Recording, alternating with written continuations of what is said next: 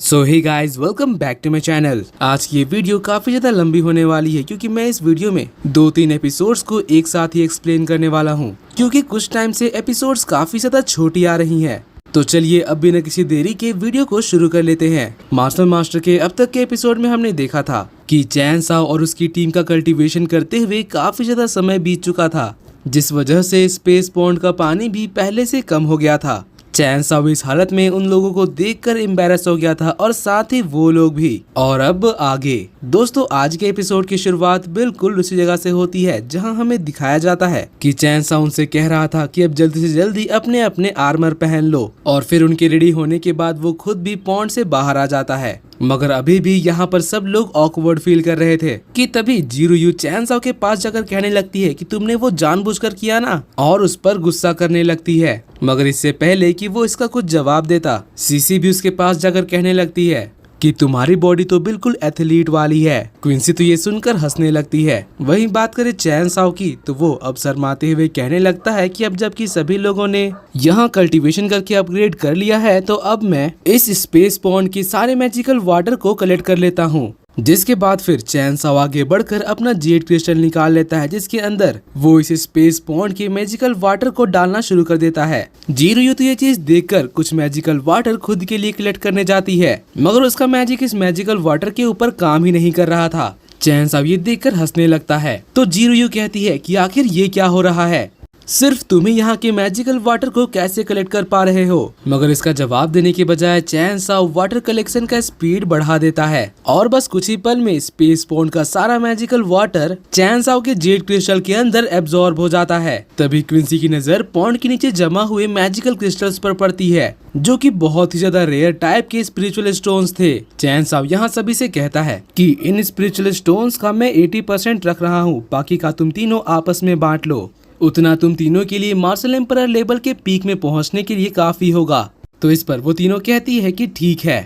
फिर चैन साओ अपने Z crystal के अंदर ही उन सारे स्पिरिचुअल स्टोन्स को रखना शुरू कर देता है, जिसके बाद उस जेड क्रिस्टल को अपने स्टोरेज रिंग में। फिर इसके बाद वो तीनों गर्ल्स भी आगे बढ़कर बाकी के स्पिरिचुअल स्टोन्स को उठा लेती हैं, और क्योंकि उन लोगों को फ्री फोकट में इतना रेयर आइटम मिला था, इसलिए वो लोग कम में भी खुश थी। तभी उन्हें ऊपर से एक आवाज आती है। कोई कह रहा था कि ये तो एक रूइन है, मगर इसके ऊपर एक फॉर्मेशन बैरियर लगा हुआ है, जिसकी वजह से हम इसके अंदर नहीं जा सकते।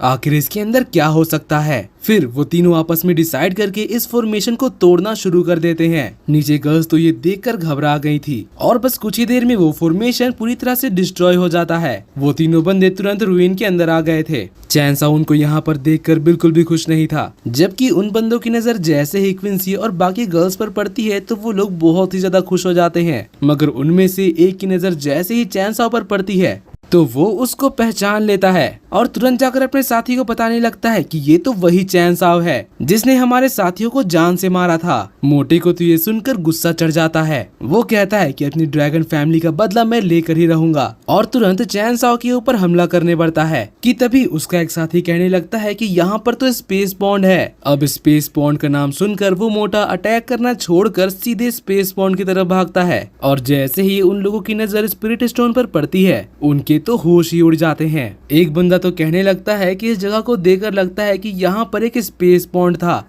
मतलब इसके अंदर जितना भी ट्रेजर था वो सब अब इन लोगों ने ले लिया है। मोटा कहता है कि हाँ तुमने सही कहा, और फिर आगे बढ़कर चैन साओ से कहने लगता है कि जल्दी से स्पेस पॉन्ड का सारा ट्रेजर हमारे हवाले कर दो, इसके बदले हम तुम्हारी जान बख्श देंगे, वरना आगे जो भी होगा उसके लिए हमें ब्लेम मत करना। और ये सब कहते हुए वो लोग गर्ल्स की तरफ देखने लगते हैं। चैन साओ भी ये सुनकर गुस्सा हो जाता है। तभी एक बंदा तो तलवार निकाल कर चैन साओ को मारने की धमकी देने लगता है, जिसको सुनकर चैन साओ को हंसी आ जाती है। वो कहता है कि अब ये छोटे मोटे जोकर मुझे धमकाएंगे। तो फिर वो बंदा चैन साओ के ऊपर 2 पावर स्लैश अटैक करता है, मगर उसके इतने पावरफुल अटैक को तो चैन साओ अपने रस्टी शॉट से बड़े ही आसानी से रोक लेता है, जिसको देखकर उस बंदे की हालत खराब हो जाती है। वो तुरंत हवा में जाकर एक बड़ा सा फॉर्मेशन बनाने लगता है, मगर चैन साओ इसका इंतजार नहीं करने वाला था। वो आगे बढ़कर उसके फॉर्मेशन को डिस्ट्रॉय कर देता है, जिससे उस बंदे को भी काफी ज्यादा डैमेज होता है। वो नीचे जमीन में गिर गया था, मगर तभी वो देखता है कि उसके ऊपर तो एक और अटैक आ रहा है, जिससे बचने के लिए वो एक शील्ड बना लेता है। मगर उसका शील्ड तो चैन साओ के अटैक से चूर चूर हो जाता है, इसलिए फिर वो एक बैरियर बना लेता है। लेकिन इसके बावजूद भी चैन साओ के अटैक को रोकने में वो बहुत ही ज्यादा स्ट्रगल कर रहा था और अपने साथियों को मदद के लिए पुकारता है। मगर इससे पहले कि वो लोग कुछ कर पाते, चैन साओ के अटैक से वो बंदा पूरी तरह से खत्म हो जाता है। चैन साओ फिर अपना स्वॉर्ड लेकर अगले हमले के लिए तैयार हो गया था, मगर अब तो उस मोटे और उसके साथी के बीच में डर का माहौल हो गया था। वो चैन साओ से कहने लगता है कि तुमने फूजी फैमिली की एक डिसाइपल को मारा है, इसका अंजाम तो तुम्हें भुगतना पड़ेगा। अब तुम्हें मरने से कोई नहीं बचा सकता। जिसके जवाब में चैन साओ कहता है कि अगर तुम्हें फाइट करना है तो आगे बढ़ो और लड़ाई करो, पीछे छुप कर बकवास करने से कोई फायदा नहीं है। तो मोटू कहने लगता है कि ठीक है, अब मैं तुम्हें बताता हूँ कि मेरी असली पावर क्या है। फिर वो एक फॉर्मेशन को क्रिएट करके एक जायंट सरपेंट को समन करता है, जो कि बहुत ही ज्यादा पावरफुल था। उसकी एनर्जी से यहाँ का पूरा एटमॉस्फेयर भर जाता है। गर्ल्स तो ये देखकर घबरा जाती हैं और चैन साओ को वार्न करती है। तो ये देखकर उस मोटे का साथी कहने लगता है कि ये तो एक बहुत ही अच्छी अपॉर्चुनिटी है और तुरंत ऊपर हवा में जाकर फॉर्मेशन फ्लैग्स निकालकर यहाँ पर चारों तरफ फैला देता है। उसे लग रहा था कि फॉर्मेशन फ्लैग्स की मदद से उसने इन चारों को कैप्चर कर लिया है। सरपेंट भी तेजी से उनकी तरफ हमला करने के लिए बढ़ रहा था कि तभी चैन साओ कहने लगता है कि ये तो एक बहुत ही अच्छा मौका है ब्रेक थ्रू के बाद मेरी पावर को टेस्ट करने का। और फिर अपने रस्टी स्वॉर्ड का साइज बड़ा करके सरपेंट के ऊपर अटैक कर देता है। चैन साओ की लाइटनिंग अटैक से सरपेंट तो जलकर खाक हो जाता है और साथ ही उसका बनाया हुआ फ्लैग फॉर्मेशन भी डिस्ट्रॉय हो गया था।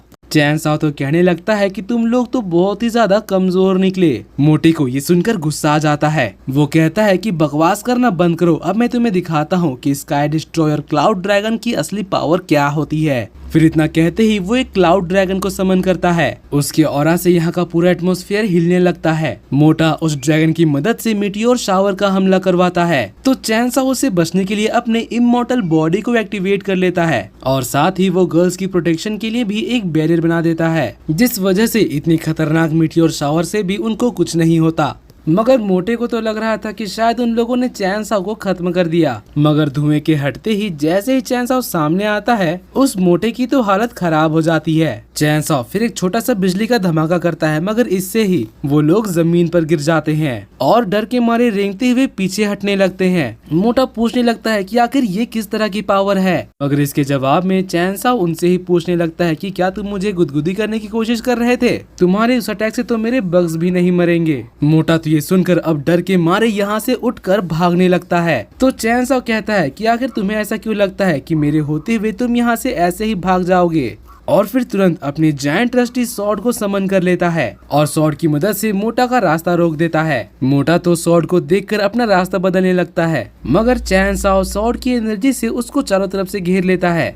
मोटे को समझ में आ गया था कि अब उसके बचने का कोई चांस नहीं है। जायंट स्वॉर्ड सीधे उसके ऊपर गिर रहा था। फिर हमें एक बड़ा सा एनर्जी का ब्लास्ट दिखाया जाता है, जिससे मोटा बुरी तरह से घायल होकर जमीन में लुढ़कने लगता है। उसकी हालत अब बहुत ही ज्यादा खराब हो चुकी थी, वो खून की उल्टी कर रहा था। फिर चैन साओ उसके पास आ जाता है। मोटा अब ये देखकर तुरंत चैन साओ के सामने सरेंडर कर लेता है। वो कहने लगता है कि मास्टर प्लीज मुझे छोड़ दीजिए, मैं आपका गुलाम बनने को तैयार हूँ, प्लीज थोड़ी दया दिखाइए। मगर इसके बावजूद भी वो साइड से अपने साथी से कह रहा था कि जल्दी से उन 3 लड़कियों के ऊपर अटैक कर दो, मैं इसका ध्यान भटका रहा हूँ। तो फिर वो बंदा तुरंत ऊपर हवा में जाकर एक मैजिकल डिस्क निकालकर गर्ल्स के ऊपर एक फॉर्मेशन बनाकर उन्हें ट्रैप कर लेता है। और अपने इस मूव से वो बहुत ही ज्यादा खुश था। वो सोच रहा था कि शायद चैन साओ को इस बारे में पता ही नहीं चला है, और फिर हैंड फॉर्मेशन से उनके ऊपर अटैक करने पड़ता है। तो क्विंसी ये देखकर कहने लगती है कि क्या तुम्हें सच में ऐसा लगता है कि तुम अकेले हम तीनों को इतनी आसानी से हरा पाओगे? और फिर अपना तलवार निकाल कर तुरंत उसके फॉर्मेशन को डिस्ट्रॉय कर देती है। वो बंदा तो ये देखकर काफी ज्यादा हैरान हो जाता है, मगर तभी क्विंसी अपने स्वॉर्ड से उसके हैंड फॉर्मेशन को भी डिस्ट्रॉय कर देती है। फिर सीसी उसके पास जाकर उसके ऊपर चाटों की बारिश कर देती है। वो बंदा चाटे खाने के बाद घायल होकर नीचे गिर रहा था कि तभी जीरो यू उसके ऊपर एक पावर स्लैश अटैक कर देती है, जिससे अब वो नीचे जमीन में गिर जाता है। उसकी इंटरनल ऑर्गन्स में काफी बुरा चोट पहुंचा था, इसलिए उसको भी खून की उल्टी होने लगती है। वो कहने लगता है कि आखिर ये लड़कियां इतनी ज्यादा पावरफुल कैसे हो सकती हैं? मैंने अपनी लाइफ में आज तक कभी भी इतनी ज्यादा पावरफुल लड़कियां नहीं देखा था। तो फिर चैन सा उनसे कहने लगता है कि चलो अच्छा हुआ आज तुमने कुछ नया देखा, और फिर अपना सील्ड क्यूब निकाल कर उसका साइज बढ़ाकर उन दोनों को कुचलने लगता है, जिसको देखकर मोटा एक टेल्समैन निकाल कर यहाँ से टेलीपोर्ट होकर भागने लगता है। मगर इसका कुछ भी फायदा नहीं होता। चैन साओ का शील्ड क्यूब उसका पीछा करके उसे कुचलकर मार देता है। वहीं बात करें उनके आखिरी बचे हुए साथी की, तो ये सब देखकर उसकी हालत अब बहुत ही ज्यादा खराब हो गई थी। वो कहने लगता है कि तुम मुझे नहीं मार सकते, मैं 7th पैलेस से बिलोंग करता हूँ, मेरी वहाँ पर बहुत ही ज्यादा हाई रैंकिंग है। मगर इससे चैन साओ को कोई फर्क नहीं पड़ता। वो अपना शील्ड क्यूब अब उसके ऊपर ले जाता है और बस कुछ ही देर में उसको कुचल कर मार देता है, और बचता है तो सिर्फ उसका मैजिकल डिस्क, जिसके वजह से 7th पैलेस में बैठे हुए एक एल्डर को अपने डिसाइपल के मरने की खबर पता चल जाती है। वो कहने लगते हैं कि आखिर किसकी इतनी हिम्मत हो गई जो कि मेरे डिसाइपल को मार दिया, अब मैं उसे नहीं छोड़ूंगा। और इतना कहते ही वो यहाँ पर एक बहुत बड़ा एनर्जी का ब्लास्ट करता है। फिर सीन चेंज होता है और हमें दोबारा से रूइन का सीन दिखाया जाता है, जहाँ पर चैन साओ अब उन तीनों से पूछने लगता है कि तुम सब ठीक तो हो ना, जिस पर वो कहती हैं कि चिंता मत करो, हम सब बिल्कुल ठीक हैं। मगर तभी पॉन्ड के नीचे एक दरार पड़ने लगती है। चैन साओ ये देखकर तुरंत उसके ऊपर अटैक कर देता है। तभी उसको पता चलता है कि ये तो स्पेस पॉन्ड का कोर है। जीरियू आगे बढ़कर देखने लगती है कि आखिर ये क्या चीज है। चैन साओ भी उसको देखकर पहचान जाता है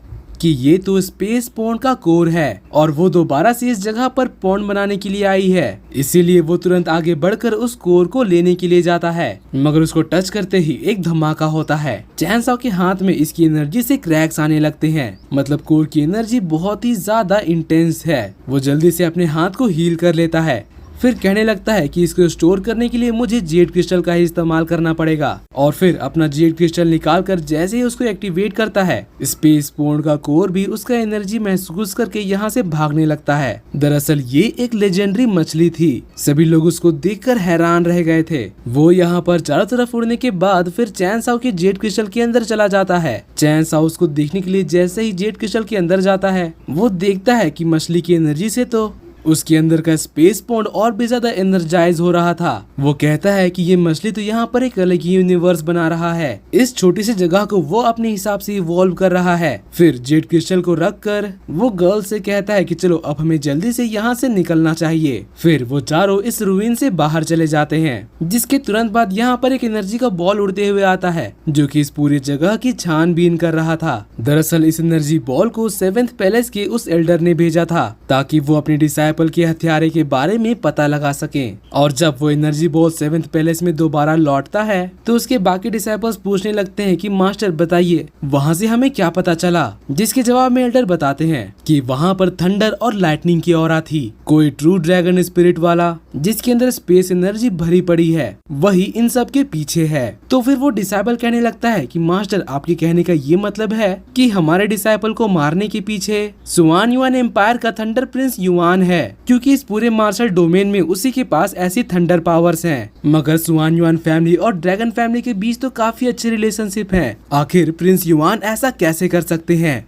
कहीं ऐसा तो नहीं कि इसके पीछे लॉन्ग फैमिली की साजिश है? अब उसकी ये बात सुनकर बाकी डिसाइपल्स आपस में बात करने लगते हैं कि आखिर फैंगी डिसाइपल्स ऐसा कैसे कर सकते हैं। तो फिर अब एल्डर आगे बढ़कर कहने लगते हैं कि मैं इस मामले में अच्छी तरह से इन्वेस्टिगेट करूंगा, मगर अभी सबसे ज्यादा जरूरी ये है कि हमें जल्द से जल्द फ्रूट्स ऑफ द रूल को हासिल करना है। और इतना कहने के बाद वो सभी यहाँ से आगे बढ़ जाते हैं।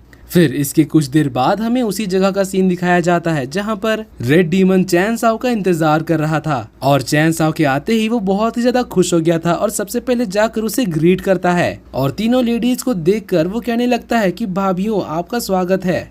तो चैन साओ खांसते हुए उससे चुप रहने के लिए कहता है, क्योंकि ये उन सभी के लिए काफी ज्यादा ऑकवर्ड था। चैन साओ फिर उससे पूछता है कि जाओ जेवेई का क्या हुआ, जिसके जवाब में रेड डीमन बताता है कि जाओ जेवेई की पुरानी मेमोरीज मैंने मिटा दिया है, मगर इस दौरान मुझे एक बात पता चली, उसकी पूरी टीम अभी इस पैलेस के अंदर गई हुई है। चैन साओ भी उस जगह को देखकर सोचने लगता है कि इसका मतलब जरूर इस पैलेस के अंदर प्याओ मियाओ पैलेस से भी लोग होंगे। फिर वो सभी से कहता है कि चलो अब हमें भी इसके अंदर चले जाना चाहिए, मगर तभी वो नोटिस करते हैं कि उनके पीछे कोई आ रहा है। चैन साओ इशारे से रेड डीमन को भेस बदलने के लिए कहता है, तो रेड डीमन मास्क लगाकर इंसान का रूप ले लेता है। फिर हमें वहाँ पर काफी सारे लोगों की एंट्री दिखाई जाती है। उनमें से एक एल्डर तो कहने लगता है कि चैन साओ तुम्हारे पीछे तो ड्रैगन मास्टर पड़ा हुआ था, आखिर तुम अब तक जिंदा कैसे हो, बताओ मुझे तुम उससे बचे कैसे। अब इसके जवाब में चैन साओ कहता है कि क्या आपके हिसाब से मुझे मर जाना चाहिए था? तो वो एल्डर कहते हैं कि अरे नहीं नहीं, मेरे कहने का ऐसा मतलब नहीं था। तभी उनका लीडर आगे बढ़कर चैन साओ को ग्रीट करता है और कहता है कि फाइनली मेरी मुलाकात चैन साओ से हो ही गई। मेरा नाम सांग वूजी है और मैं हिडन मिस्ट सेक्ट का एल्डर हूँ, और मेरे पीछे ये वी सिंगवान है जो कि गुफान सेक्ट के एल्डर हैं, और मेरी बाएं तरफ ये गुयान सेक्ट के एल्डर हैं। इनका नाम ये जोंगकुई है। चैन साओ भी उनको ग्रीट करता है। फिर इसके बाद शांग कहने लगता है कि अगर मैं गलत नहीं हूँ तो ये लोग लॉ इन्फोर्समेंट हॉल से बिलोंग करते हैं, पर जितना मैंने सुना था उससे आप लोग कहीं ज्यादा पावरफुल और ब्यूटीफुल हो। तो इसके जवाब में जीरुयू कहती है कि एल्डर शांग आप तो बहुत ही ज्यादा पोलाइट हो, और आपने बिल्कुल सही कहा, ये मेरे सीनियर है लॉ इन्फोर्समेंट हॉल से। सभी लोग ये सुनकर रेड डीमन के सामने झुककर उसको ग्रीट करने लगते हैं। उन सभी को लग रहा था कि red demon law enforcement hall का एक बहुत ही बड़ा एल्डर है। फिर इसके बाद एल्डर शांग कहने लगते हैं कि क्या आपने वो न्यूज सुना है कि इस पैलेस के अंदर जाने के बाद कि इस पैलेस के अंदर बहुत ही ज्यादा खतरा है, तो क्यों ना हम लोग इसके अंदर साथ में चले, ऐसे में हम दोनों की ही टीम सुरक्षित रहेगी। तो चैन साओ कहता है कि हाँ मैंने इस बारे में सुना था। और दोस्तों इसी के साथ आज का ये एपिसोड यहीं पर खत्म होता है। अगर आपको ऐसे ही लंबी वीडियोस देखना पसंद है तो इस वीडियो में 4000 लाइक्स का एम पूरा करवा दो, फिर मैं ऐसे ही आपके लिए लंबी वीडियोस लाया करूंगा। और हाँ, जाने से पहले नीचे कमेंट्स करके ये बताना कि आपको गर्मी की छुट्टी कब तक मिली है। तो मिलते हैं आपसे अगली वीडियो में, तब तक के लिए bye bye, be happy, be safe and thanks for watching.